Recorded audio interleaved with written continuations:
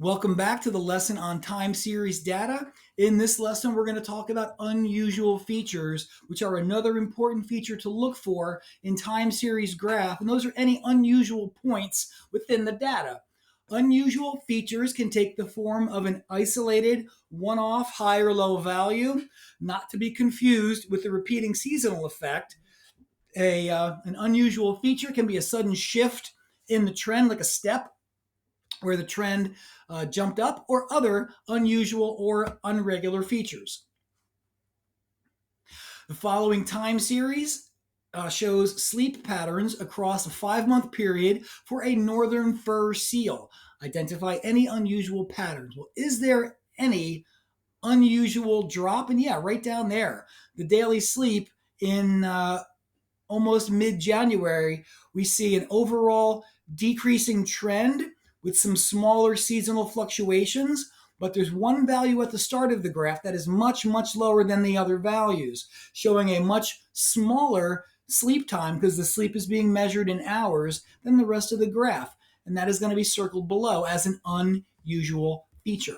Let's try one more together. Circle the unusual feature in the time series graph below. Well, clearly, this stands out as much, much higher, the daily bagpipe practice. So on Saturday, the number of hours is 5. And what you want to do to make for a good merit level response is use some numbers from the data. We would say Saturday represents an unusual feature in the time series graph, and then use the values from the graph. On Saturday, we see 5 hours of daily bagpipe practice, where the closest to that is Tuesday with 2 hours. This is 3 hours more than any other day, which is more than double any other day. So using values from the graph, answering in context is how you're going to get your answers above the achieved level. Okay? There's going to be some more for you to try. The last thing you're going to do for time series is make a prediction. Like we saw with bivariate, we can use time series graphs to make predictions. To use a time series graph to make a prediction, you need to consider both the overall trend, whether it's increasing or decreasing, and any seasonal effects. The strength of the trend and seasonal effects and any unusual features are going to help you determine how confident we can be in our predictions. Look at an example. A crop farmer is analyzing their harvest of data from 2010 to 2015 and wants to predict how much seed they will harvest in the upcoming year. Use the given data and draw the predicted harvest on the graph and comment on how confident we can be in our prediction. So the seasons are marked on the x-axis. There we see the seasons: summer, autumn, winter, spring. And so from the graph above, we can see there is seasonal variation. It looks like in the spring, that tends to be when there are more on average. Here in 2013, autumn there was more. In 2014, autumn there were more.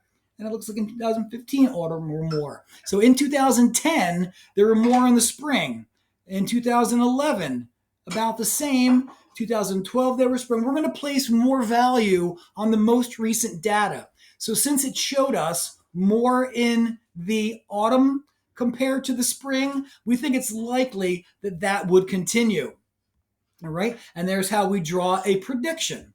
So the seasonal variation is fairly consistent across the years, so we can be reasonably confident in our prediction for 2016.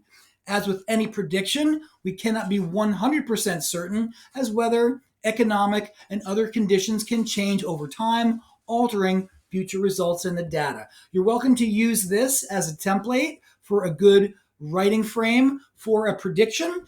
But now we know about everything in a time series. We know about a line graph, the trend, seasonal effects, unusual features, and using all that to make a prediction. You're ready for your mahi kura now? Mauri mahi, mauri ora, kia pai te rā, kia koe, ka kite anō, kia koe, a koa nei.